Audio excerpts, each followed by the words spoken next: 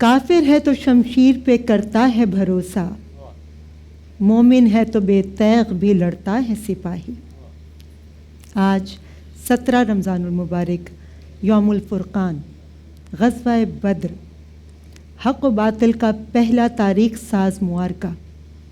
ایمان کی طاقت، 313 مسلمان مجاہدین، تقریباً 950 پیادہ فوج پر بھاری۔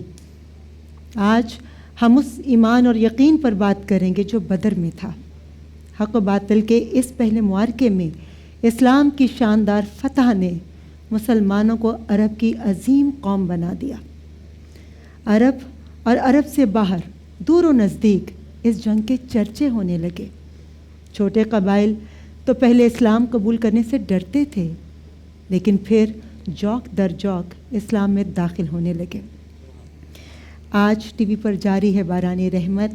میں کوشش کروں گی کہ اپنے علماء کرام سے وہ باتیں پوچھوں جس سے ہمارا ایمان تازہ ہو، ہماری دنیا اور آخرت کامیاب ہو اور ہم بہتر راستے کی جانب دوبارہ سے چل پڑیں۔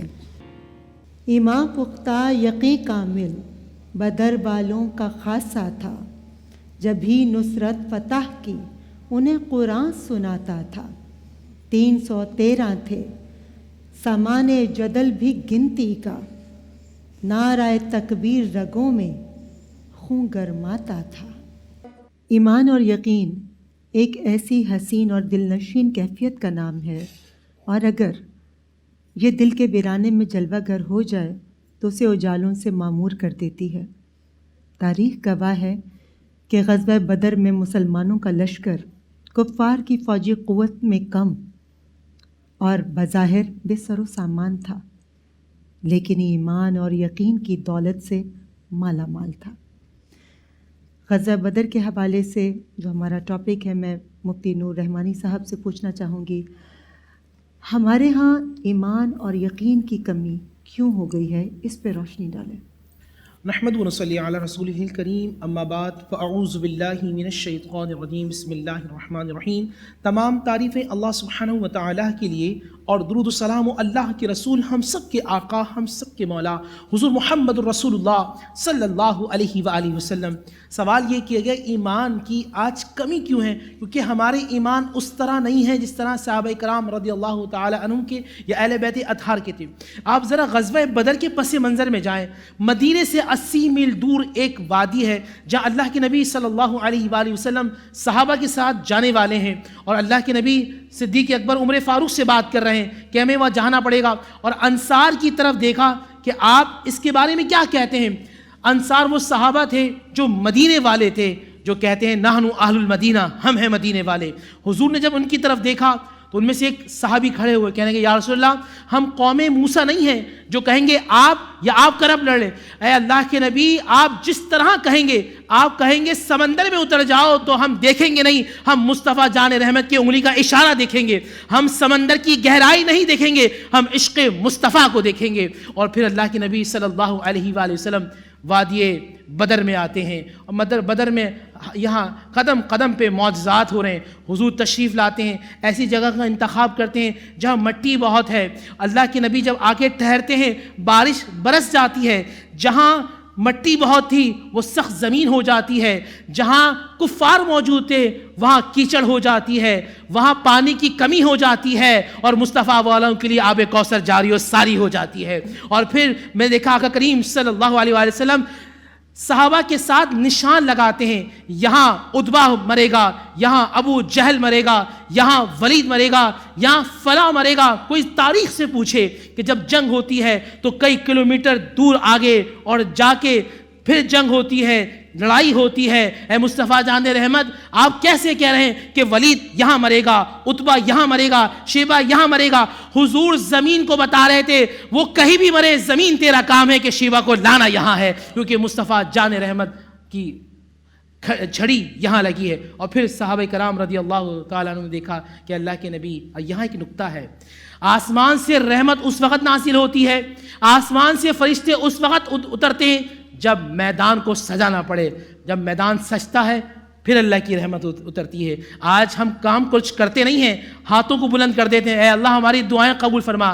اللہ کے نبی مدینے سے آتے ہیں 80 کلومیٹر دور اور پھر ہاتھوں کو پھیلا دیتے ہیں. جب ہاتھوں کو پھیلا دیتے ہیں تو قرآن کہتا ہے کہ 1000 فرشتے نازل ہوتے ہیں, 3000 فرشتے نازل ہوتے ہیں, 5000 فرشتوں کے ساتھ جبرائیل ملائکہ کے سردار رحمت للعالمین کے سامنے آ چکے ہیں. آج رحمت للعالمین کے سامنے فرشتوں کے سردار ہے, اور پھر جنگ لگتی ہے, اور جب جنگ لگتی ہے تو یہاں نبیوں کا سردار ہے, وہاں ولیوں کا سردار ہے.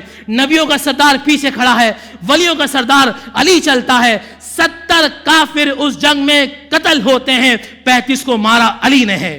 اور پھر ایک عجیب معاملہ ہوتا ہے, اور وہ جو کافر سمجھتے تھے کہ ہم 1000 میں ہیں, پلٹ دیں گے, اکھاڑ دیں گے, ختم کر دیں گے, اور یہاں 313 والے کھڑے ہوتے ہیں. ان کا ایمانی جذبہ آتا ہے. 313 والے زمانے کو بتا دیتے ہیں, تعداد کو نہ دیکھنا, ہمیشہ کوالٹی کو دیکھنا, ایمان کو دیکھنا.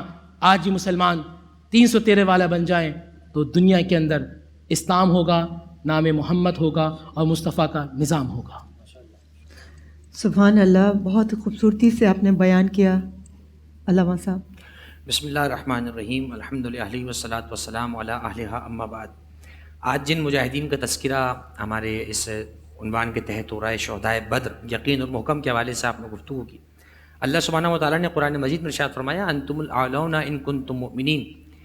بلندی اسی وقت نصیب ہوتی ہے جب انسان صاحب ایمان ہو. جب سے ایمان کی کیفیت, ایمان کی مقدار مسلمانوں کے پاس سے کم ہونا شروع ہوئی, اللہ سبحانہ و تعالیٰ پہ وہ اعتبار, رسول اللہ صلی اللہ علیہ وسلم کی شخصیت کے ساتھ ہمارا انسیت اور عملی لگاؤ کم ہوا.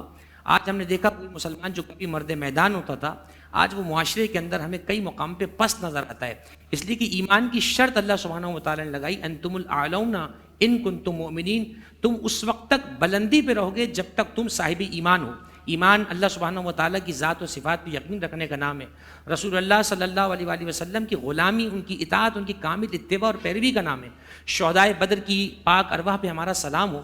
وہ 313 نفوس قدسیہ کے جنہوں نے استقامت, جواں مردی کی وہ مثال قائم کر دی کہ رہتی دنیا تک بڑے بڑے لشکروں کے لیے یہ مختصر سا لشکر جو بظاہر قلت میں, افرادی قلت میں بہت کم تھا, مگر ایمان بڑا مضبوط تھا. اللہ سبحانہ و تعالیٰ نے قرآن میں ارشاد فرمایا, کم من فئۃ قلیلۃ غلبت فئۃ کثیرہ باذن اللہ واللہ مع الصابرین. کہ اللہ سبحانہ و تعالیٰ کئی چھوٹے گروہوں کو بڑے گروہوں پہ غلبہ عطا کر دیتا ہے. 313 بظاہر بہت چھوٹا سا عدد اور ہنسا ہے, لیکن چونکہ ان کے پاس ایمان کی طاقت بھرپور ہے. روایات میں ہے کہ ان کے پاس گھوڑوں کی تعداد بھی بہت کم تھی, لڑنے کے لیے اسلحہ, تلوار اور زرہ بھی مکمل نہیں تھی, لیکن ان کو سینہ ڈھانپنے کے لیے زرہ چاہے مکمل نہ ملی ہو, مگر ان کے دل کے اوپر غلاف محبت مصطفیٰ صلی اللہ علیہ وسلم چڑھا ہوا تھا. چنانچہ اس کی سبب سے آج آپ دیکھیے یوم بدر کا تذکرہ ہو رہا ہے. اور بدر کیا ہے؟ بدر ایک دن نہیں, ایک تاریخ نہیں, ایک مارکہ نہیں.